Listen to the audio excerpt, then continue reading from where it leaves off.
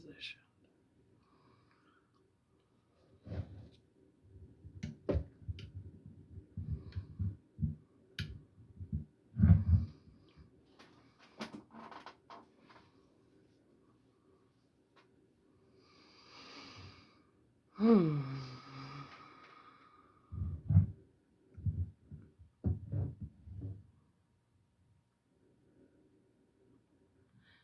Dr. Seward's diary continued. For a while, sheer anger mastered me. It was as if he had, during her life, struck Lucy on the face. I smote the table hard and rose up, as I said to him, Dr. Van Helsing, are you mad? He raised his head and looked at me, and somehow the tenderness of his face calmed me at once. Would I were, he said. Madness were easy to bear compared with truth like this. Oh, my friend, why, think you, did I go so far round?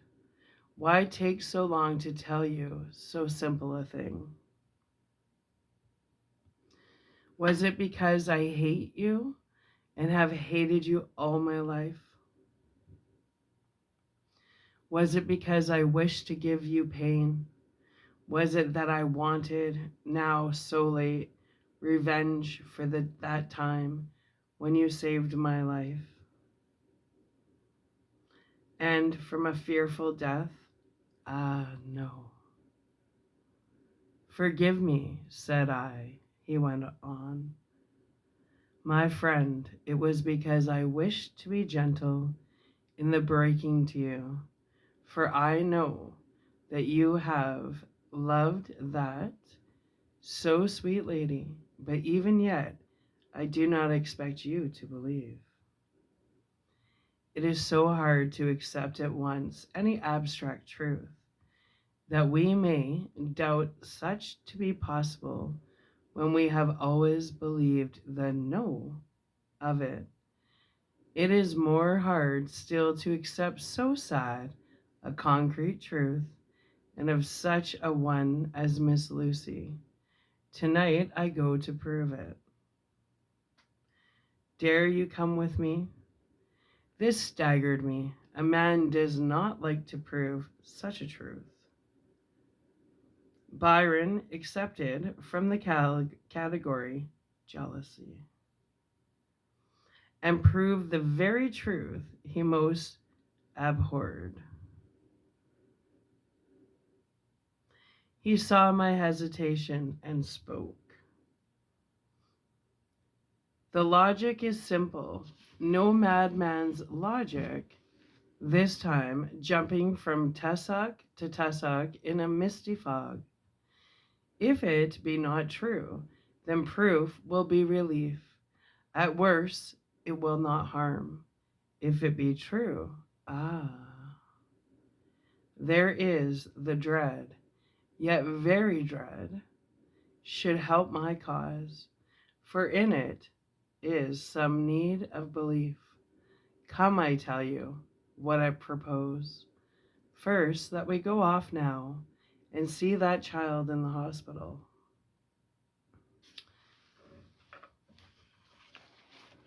Dr. Vincent of the North Hospital, where the papers say the child is friend of mine, and I think of yours since you were in class at Amsterdam. He will let 2 scientists see this case.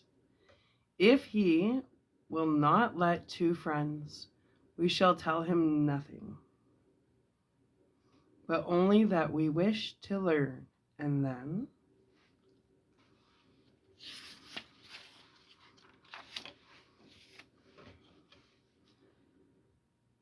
he took a key from his pocket and held it up.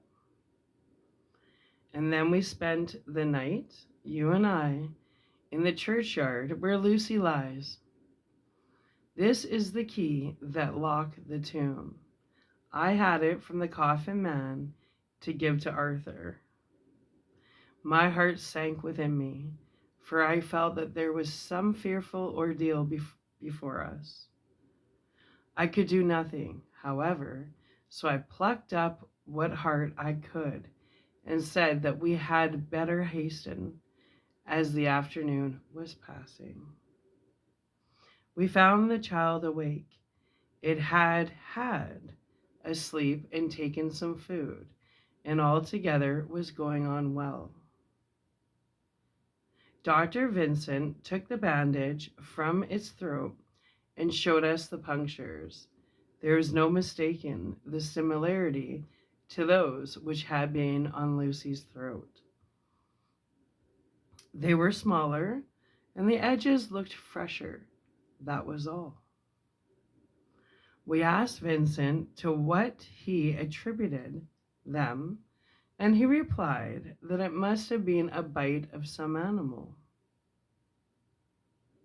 Perhaps a rat, but for his own part, he was inclined to think that it was one of the bats which are so numerous on the northern heights of London.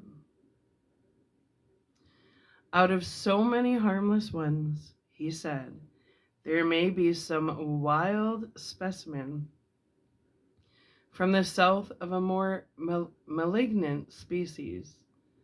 Some sailor may have brought one home, and it managed to escape, or even the zoological gardens, a young one may have got loose, or one be bred there from a vampire. These things do occur, you know. Only 10 days ago, a wolf got out and was, I believe, traced up in this direction. For a week after, the children were playing nothing but Red Riding Hood on the heath and in every alley in the place until this blue-fur lady scare came along, since when it had been quite a gala time with them. Even this poor little mite, when he woke up today, asked the nurse if he might go away. When she asked him why he wanted to go, he said he wanted to play with the blue-fur lady. I hope, said Van Helsing, that when you are sending the child home, you will caution his parents to keep strict watch over him. These fancies to stray are most dangerous, and if the child were to remain out of another night, it would probably be fatal. But in any case, I suppose, you will not let it away for some days. Certainly not. Not for a week at least. Longer if the wound is not healed. Our visit to the hospital took more time than we had reckoned on, and the sun had dipped before we came out.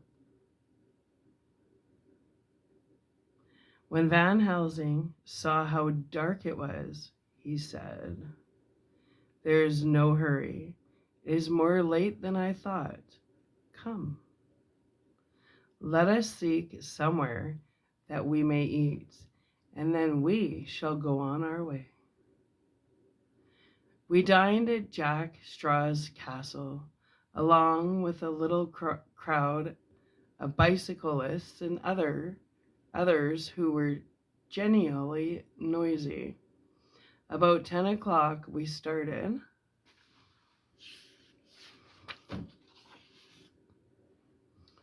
From the inn. It was then very dark, and the scattered lamps made the darkness greater when we were once outside their individual radius. The professor had evidently noted the road we were to go, for he went on unhesitatingly, but as for me, I was in quite a mix-up as to locality.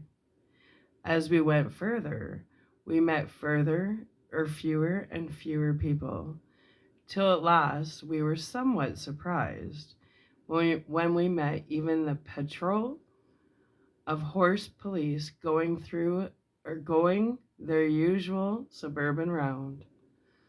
At last, we reached the wall of the churchyard. When we climbed over, with some little difficulty, for it was very dark, and the whole place seemed so strange to us, we found the Westenra tomb. The professor took the key, opened the creaky door, and standing back, politely but quite unconsciously, motioned me to precede him. There was a delicious irony in the offer, in the courtliness of giving preference on such a ghastly occasion. My companion followed me quickly and cautiously drew the door to, after carefully ascertaining that the lock was a falling and not the door to. After carefully let's try that again. My companion followed me quickly and cautiously drew the door to, after carefully ascertaining that the lock was a falling and not a spring one. In the latter case, we should have been in a bad plight. Then he fumbled in his bag, and taking out a matchbox and a piece of a candle, proceeded to make a light. The tomb in the daytime, and when wreathed with fresh flowers, had looked grim and gruesome enough. But now, some days afterwards, when the flowers hung lank and dead, their whites turning to rust and their greens to browns, when the spider and the beetle had resumed their accustomed dominance, when time discolored stone and dust encrusted mortar and a rusty dank iron and tarnished brass and clouded silver plating gave back the feeble glimmer of a candle. The effect was more miserable and sordid than could have been imagined. It conveyed irresistibly the idea that life, animal life, was not the only thing which could pass by.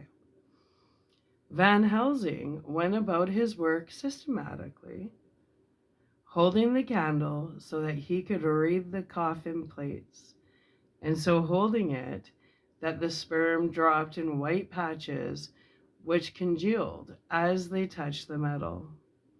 He made assurance of Lucy's coffin, another search in his bag, and he took out a turn screw. "What are you going to do?" I asked. "To open the coffin. You shall yet be convinced." Straightway he began taking out the screws and finally lifted off the lid, showing the casing of lead beneath. The sight was almost too much for me. It seemed to be as much an affront to the dead as it would have been to have stripped off her clothing in her sleep. Whilst living, I actually took hold of his hand to stop him. He only said, "You shall see," and again fumbling in his bag, took out a tiny fret screw, striking the turn screw through the lead with a swift downward stab, which made me wince.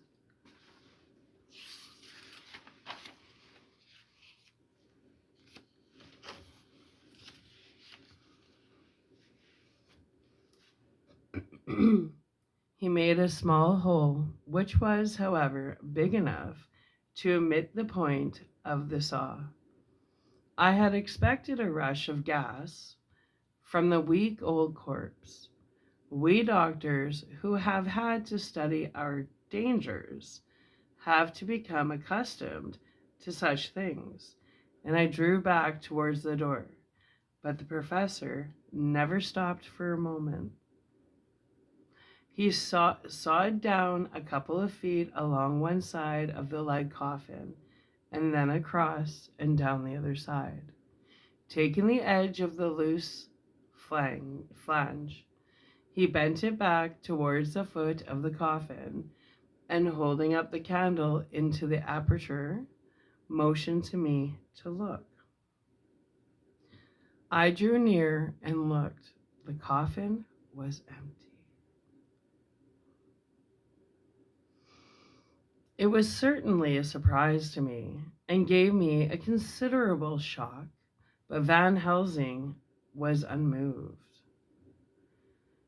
He was now more sure than ever of his ground, and so emboldened to proceed in his task. Are you satisfied now, friend John? He asked. I felt all the dogged argumentativeness of my nature awaken within me as I answered him. I am satisfied that Lucy's body is not in that coffin.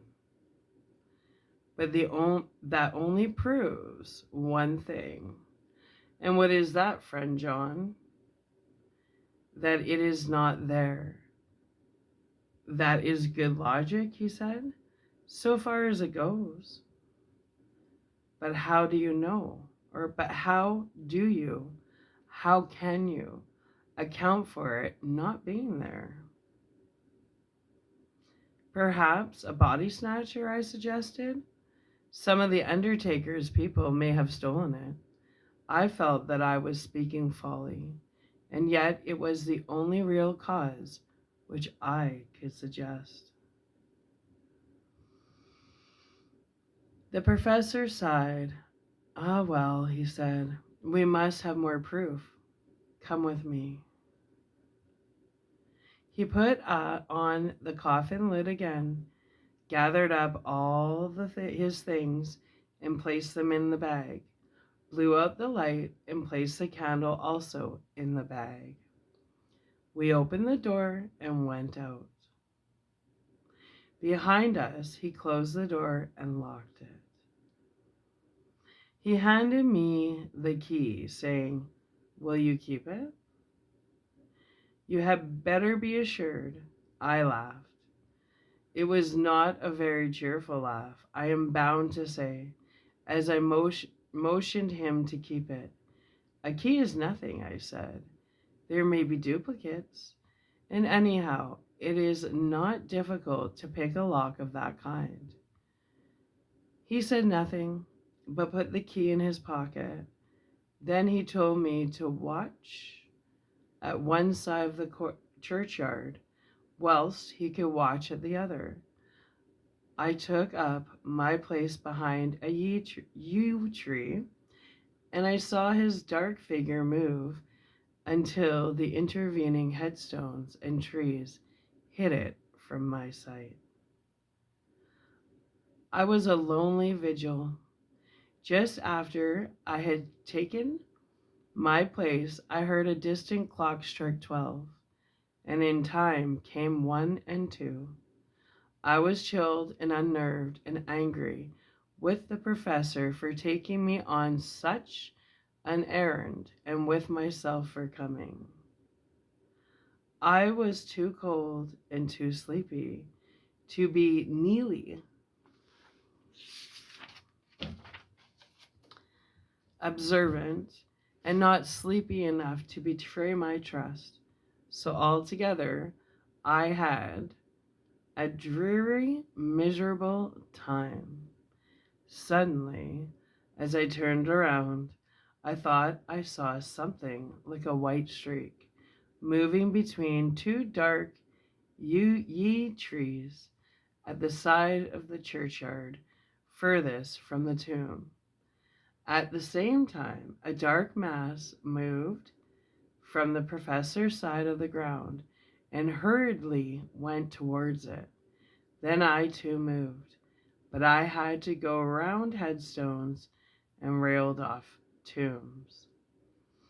and I stumbled over graves. The sky was overcast, and somewhere far off, an early cock crew.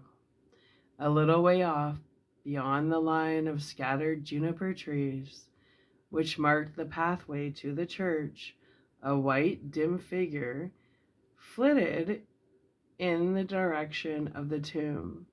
The tomb itself was hidden by trees, and I could not see where the figure disappeared. I heard the rustle of actual movement where I had first seen the white figure, and coming over, found the professor holding in his arms a tiny child. When he saw me, he held it out to me and said, "Are you satisfied now?" "No," I said, in a way that I felt was aggressive. "Do you not see the child?" "Yes, it is a child. But who brought it here? And is it wounded?" I asked. "We shall see," said the professor. And with one impulse, we took our way out of the churchyard, he carrying the sleeping child. When we had got some little distance away, we went into a clump of trees and struck a match and looked at the child's throat. It was without a scratch or scar of any kind. "Was I right?" I asked triumphantly. "We were just in time," said the professor, thankfully. We had now to decide what we were to do with the child, and so consulted about it. If we were to take it to a police station, we should have to give some account of our movements during the night. At least, we should have had to make some statement as to how we had come to find the child. So finally, we decided we would take it to the heath, and when we heard a policeman coming, we'll leave it where he could not fail to find it. We would then seek our way home as quickly as we could. All fell out well. At the edge of Hampstead Heath, we heard a policeman's heavy tramp, and laying the child on the pathway, we waited and watched until he saw it as he flashed his lantern to and fro. We heard his exclamation of astonishment, and then we went away silently. By good chance, we got a cab near the Spaniards and drove to town. I cannot sleep, so I make this entry, but I must try to get a few hours sleep, as Van Helsing is to call for me at noon. He insists that I go with him on another expedition.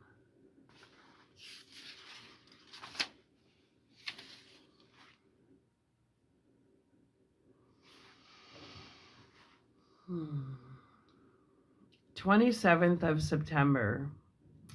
It was 2 o'clock before we found a suitable opportunity for our attempt.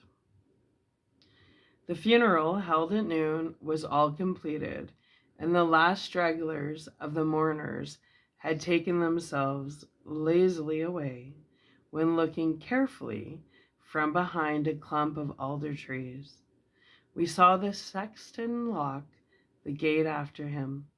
We knew then that we were safe till morning, did we desire it, but the professor told me that we should not want more than an hour at most. Again, I felt that horrid sense of the reality of things, in which any effort of imagination seemed out of place, and I realized distinctly the perils of the law which were incurring in our unhallowed work. Besides, I felt it was all so useless. Outrageous as it was to open a leading coffin to see if a woman dead nearly a week were really dead. It now seemed the height of folly to open the tomb again, when we knew, from the evidence of our own eyesight, that the coffin was empty. I shrugged my shoulders, however, and rested silent. For Van Helsing had a way of going on his own road, no matter who remonstrated. He took the key, opened the vault, and again courteously motioned me to proceed. The place was not so gruesome as late last night, but oh, how unutterably mean looking when the sunshine streamed in. Van Helsing walked over to Lucy's coffin, and I followed. He bent over and again forced back the leaden flange, and then a shock of surprise and dismay shot through me. There lay Lucy, seemingly just as we had seen her the night before her funeral. She was, if possible, more radiantly beautiful than ever, and I could not believe that she was dead. The lips were red, nay, redder than before, and on the cheeks was a delicate bloom. "Is this a juggle?" I said to him. "Are you convinced now?" said the professor in response. As he spoke, he put over his hand, and in a way that made me shudder, pulled back the dead lips and showed the white teeth. "See," he went on, "see, they are even sharper than before. With this and this," and he touched one of the canine teeth and that below it, the little children can be bitten. Are you of belief now, friend John?" Once more argumentative. Hostility woke within me. I could not accept such an overwhelming idea as he suggested. So with an attempt to argue, of which I was even at that moment ashamed, I said, "She may have been placed here since last night." "Indeed, that is so, and by whom?" "I do not know. Someone has done it." "And yet she has been dead 1 week. Most people in that time would not look so." I had no answer for this, so was silent. Van Helsing did not seem to notice my silence. At any rate, he showed neither chagrin nor triumph. He was looking intently at the face of the dead woman, raising the eyelids and looking at the eyes, and once more opening the lips and examining the teeth. Then he turned to me and said, "Here, there is one thing which is different from all recorded. Here is some dual life that is not as the common. She was bitten by the vampire when she was in a trance, sleepwalking." "Oh," you start. "You do not know that, friend John, but you shall know it all later. And in trance, could he be best come to take more blood? In trance she died, and in trance she is undead too." So it is that she differ from all other. Usually, when the undead sleep at home. As he spoke, he made a comprehensive sweep of his arm to designate what to a vampire was home. Their face show what they are, but this is so sweet that was, when she not undead, she go back to the nothings of the common dead.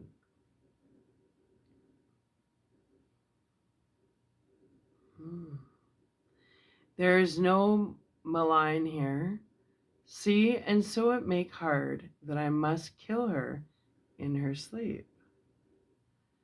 This turned my blood cold, and it began to dawn upon me that I was accepting Van Helsing's theories. But if she were really dead, what was there of terror in the idea of killing her?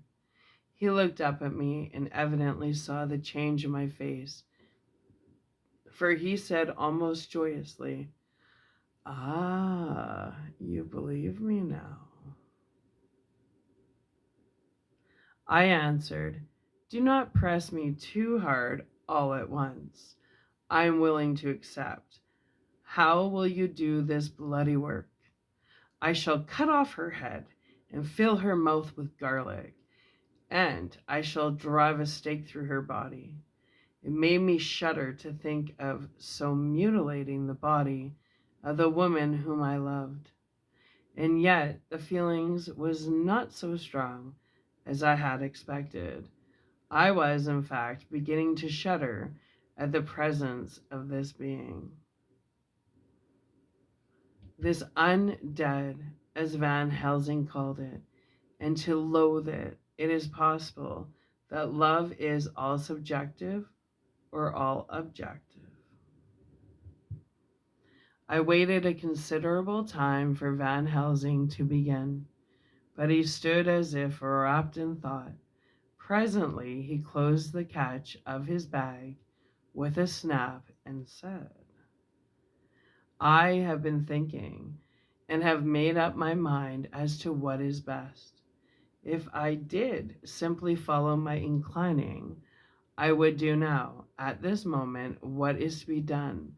But there are other things to follow, and things that are 1,000 times more difficult in that them we do not know. This is simple. She have yet no life taken, though that is of time, and to act now would be to take danger from her forever. But then we may have to want Arthur, and how shall we tell him of this? If you, who saw the wounds on Lucy's throat, and saw the wounds so similar on the child's at the hospital, if you, who saw the coffin empty last night and full today with a woman who have not changed only to be more rose and more beautiful in a whole week after she died,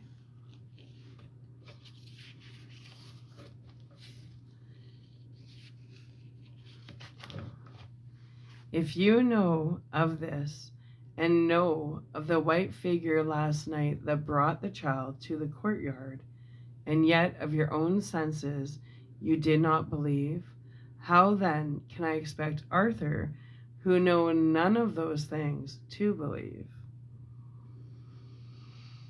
He doubted when I took him from her kiss when she was dying.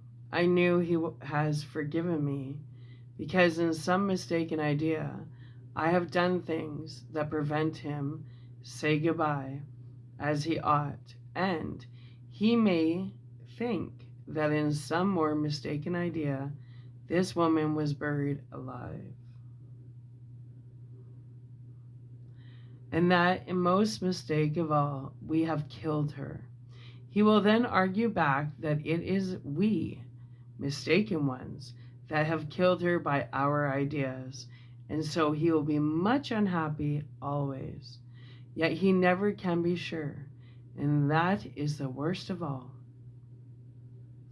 And he will sometimes think that he loved was buried alive, and that will paint his dreams with horrors of what she must have suffered. And again, he will think that we may be right, and that his so beloved was, after all, an undead.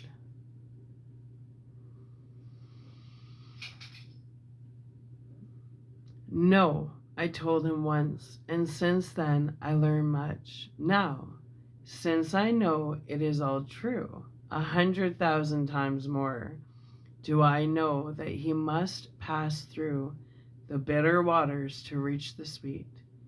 He, poor fellow, must have 1 hour that will make the very face of heaven grow black to him. Then we can act for good all around and send him peace. My mind is made up. Let us go. You return home for tonight to your asylum and see that all be well. As for me, I shall spend the night here in the churchyard in my own way. Tomorrow night you will come to me to the Berkeley Hotel at 10 of the clock. I shall send for Arthur to come too, and also that so fine young of America that gave his blood. Later we shall all have work to do. I come with you so far as Piccadilly, and there dine, for I must be back here before the sunset. So he locked the tomb and came away, and got over the hall of the churchyard, which was not much of a task, and drove back to Piccadilly. Note left by Van Helsing in the Port Mantrue Berkeley Hotel, directed to John Seward, M.D., not delivered. 27th of September. Dear John, I write this in case anything should happen. I go alone to watch in the churchyard. It pleases me that the undead Miss Lucy shall not leave tonight, that so on the morrow night she may be more eager. Therefore I shall fix some things she like, not garlic and a crucifix, and so seal up the door of the tomb. She is young as undead and will heed. Moreover, these are only to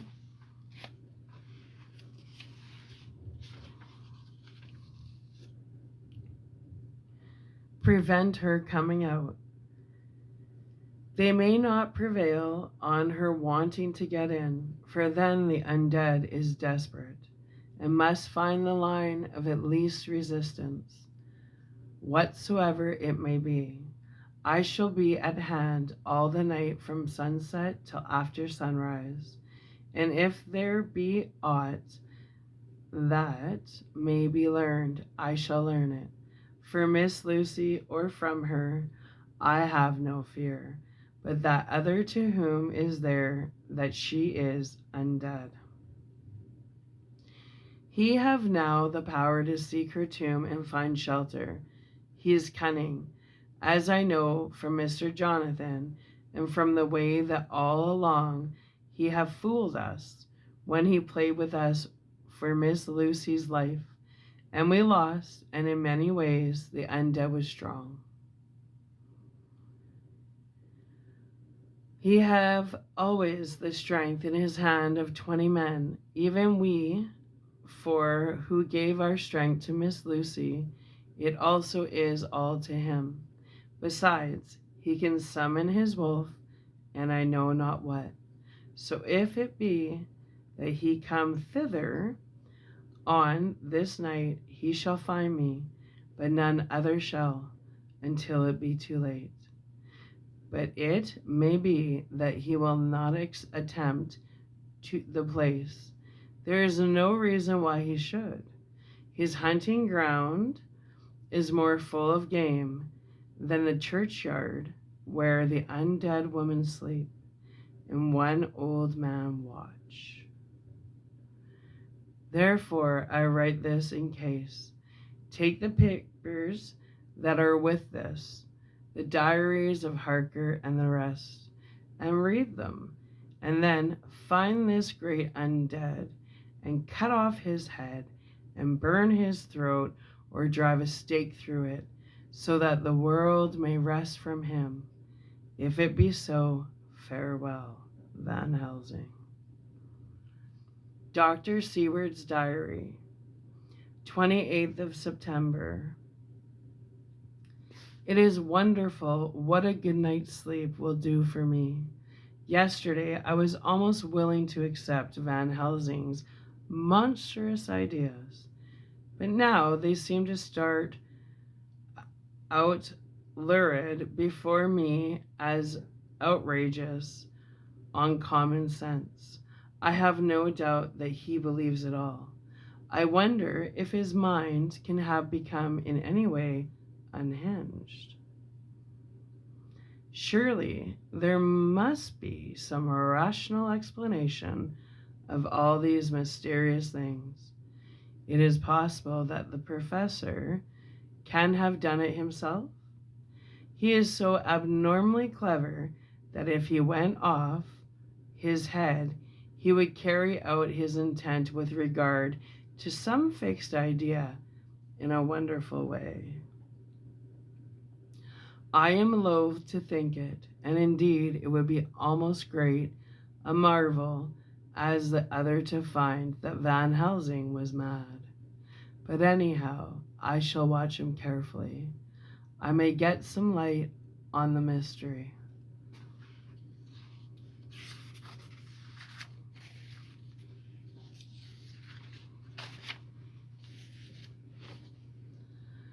Twenty-ninth of September morning. Last night, at a little before 10 o'clock, Arthur and Quincy came into Van Helsing's room. He told us all what he wanted us to do, but especially addressing himself to Arthur, as if all wills were centered in his. He began by saying that he hoped we would all come with him too. For, he said, this is a grave duty to be done there. You were doubtless surprised at my letter. This query was directly addressed to Lord Godalming. I was. It rather upset me for a bit. There has been so much trouble around my house of late that I could do without any more. I have been curious, too, as to what you mean. Quincy and I talked it over, but the more we talked, the more puzzled we got. Till now, I can say for myself that I'm about up a tree as to any meaning about anything. Me too, said Quincy Morris laconically. Oh, said the professor, then you are nearer the beginning, both of you, than friend John here, who has to go a long way back before he can even get so far as to begin. It was evident that he recognized my return to my old doubting frame of mind without my saying a word. Then turning to the other two, he said with intense gravity, I want your permission to do what I think good this night. It is, I know, much to ask, but when you know what it is I propose to do, you will know, and only then how much. Therefore, may I ask that you promise me in the dark, so that afterwards, though you may be angry with me for a time, I must not disguise from myself the possibility that such may be. You shall not blame yourselves for anything. That's frank anyhow, broke in Quincy. I'll answer for the professor. I don't quite see his drift, but I swear he's honest. And that's good enough for me. I thank you, sir, said Van Helsing proudly.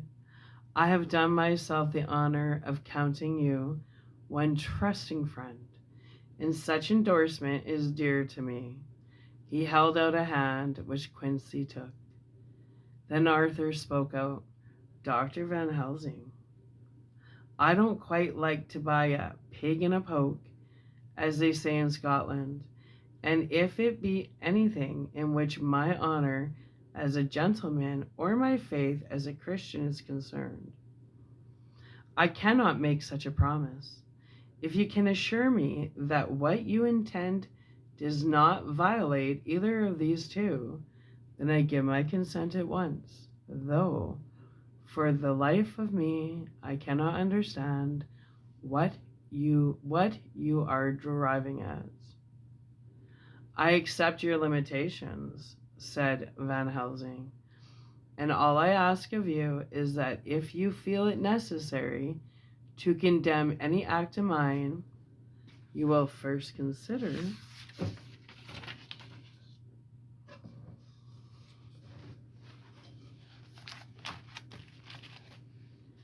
it will and be satisfied that it does not violate your reservations. Agreed, said Arthur. That is only fair. And now that the pourparlers are over, may I ask what it is we are to do? I want you to come with me, and to come in secret to the churchyard at Kingstead. Arthur's face fell as he said in an amazed sort of way, "Where poor Lucy is buried?" The professor bowed. Arthur went on, "And when there, to enter the tomb," Arthur stood up. "Professor, are you in earnest, or is it some monstrous joke?" "Pardon me, I see that you are in earnest." He sat down again, but I could see that he sat firmly and proudly, as one who is on his dignity. There was silence until he asked again, "And when in the tomb?" "To open the coffin." "That is too much," he said, angrily rising again. "I am willing to be patient in all things that are reasonable, but in this desecration of the grave of one who," he fairly choked with indignation. The professor looked pityingly at him. "If I could spare you one pang, my poor friend," he said, "God knows I would, but this night our feet must tread in thorny paths, or later and forever the feet you love must walk in paths of flame." Arthur looked up with set, white face and said, "Take care, sir, take care." "Would it not be well to hear what I have to say?" said Van Helsing. "And then you will at least know the limit of my purpose. Shall I go on?" "That's fair enough," broke in Morris. After a pause, Van Helsing went on, evidently with an effort. "Miss Lucy is dead. Is it not so?" "Yes." "Then there can be no wrong to her. But if she be not dead." Arthur jumped to his feet. "Good God," he cried, "what do you mean? Has there been any mistake? Has she been buried alive?" He groaned in anguish that not even hope could soften. "I did not say she was alive, my child. I did not think. I go no further than to say that she might be undead." "Undead? Not alive? What do you mean? Is this all a nightmare, or what is it? There are mysteries which men can only guess at, which age by age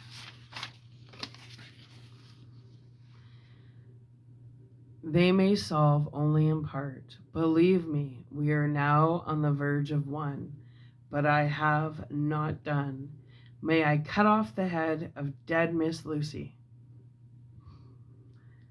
"Heavens and earth, no!" cried Arthur in a storm of passion. "Not for the wide world will I consent to any mutilation of her dead body. Dr. Van Helsing, you try me too far. What have I done to you that you should torture me so? What did that poor sweet girl do that you should want to cast such dishonor on her grave? Are you mad that speak such things, or am I mad that listen to them? Don't dare to think more of such a desecration. I shall not give my consent to anything you do. I have a duty to do in protecting her grave from outrage, and by God, I shall do it.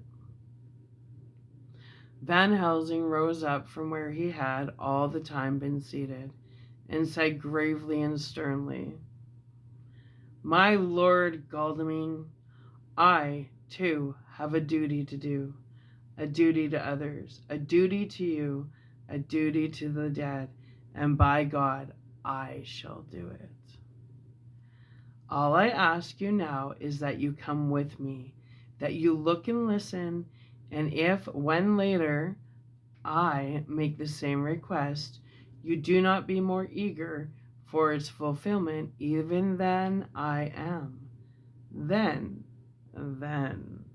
I shall do my duty, whatever it may seem to me. And then, to follow of your lordship's wishes, I shall hold myself at your disposal to render an account to you, when and where you will. His voice broke a little, and he went on with an accent full of pity.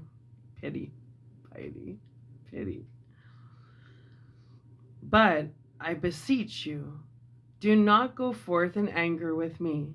In a long life of acts which were often not pleasant to do, and which sometimes did wring my heart, I have never had so heavy a task as now.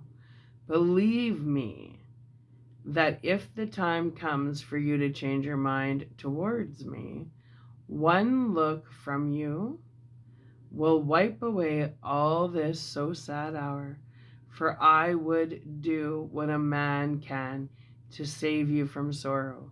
Just think, for why should I give myself so much of labor and so much of sorrow? I have come here from my own land to do what I can of good. At the first, to please my friend John, and then to help a sweet young lady, whom too I came to love. For her, I am ashamed to say so, but I say it in kindness. I gave what you gave. The blood of my veins, I gave it. I, who was not, like you, her lover, but only her physician and her friend. I gave to her my nights and days, before death, after death. And if my death can do her good even now, when she is the dead undead, she shall have it freely. He said this with a very grave, sweet pride, and Arthur was much affected by it. He took the old man's hand and said in a broken voice, Oh, it is hard to think of it, and I cannot understand, but at least I will go with you and wait.